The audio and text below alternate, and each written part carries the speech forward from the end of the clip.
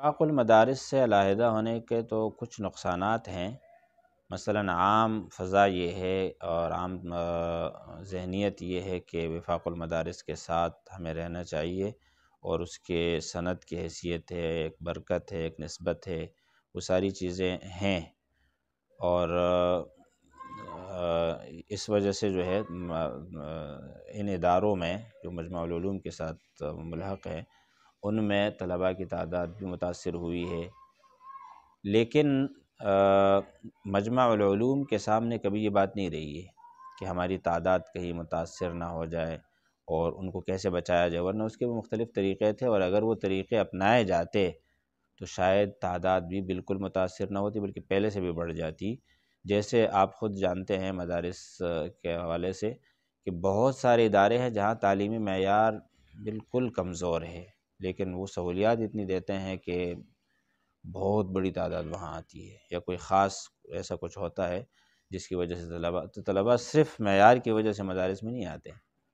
تو ایسا کچھ مجمع العلوم کے جو بڑے دونوں ادارے ہیں، جامعۃ الرشید اور جامعہ بنوریہ، ان کے پیش نظر یہ نہیں ہے۔ وہ اب جس مرحلے سے گزر رہے ہیں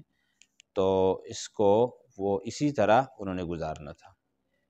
کہ زیادہ ہماری شہرت بھی نہ ہو، ہم وفاق کے مقابل بھی نہ آئیں، اور ہماری تعداد بھی اگر تھوڑی بہت متاثر ہوتی ہے تو وہ بھی ہو جائے، کوئی اس طرف سے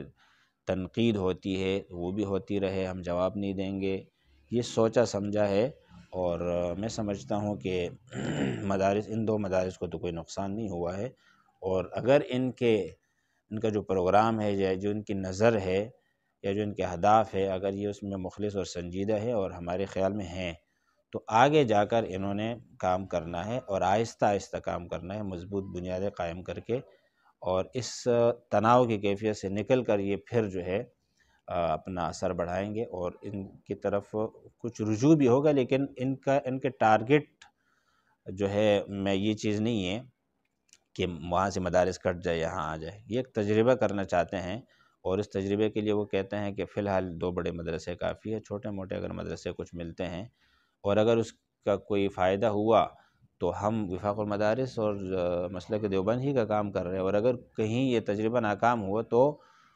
اس ہمارے جو مجموعی ایک حجم ہے اور جو اجتماعیت ہے اس پر کوئی اثر نہیں پڑے گا۔ ہمارا اپنا تجربہ، ذاتی تجربہ ہوگا، انفرادی تجربہ ہوگا، ناکام ہو جائے گا تو اس سے ان پر اثر بھی نہیں پڑے گا۔ اس لیے یہ جو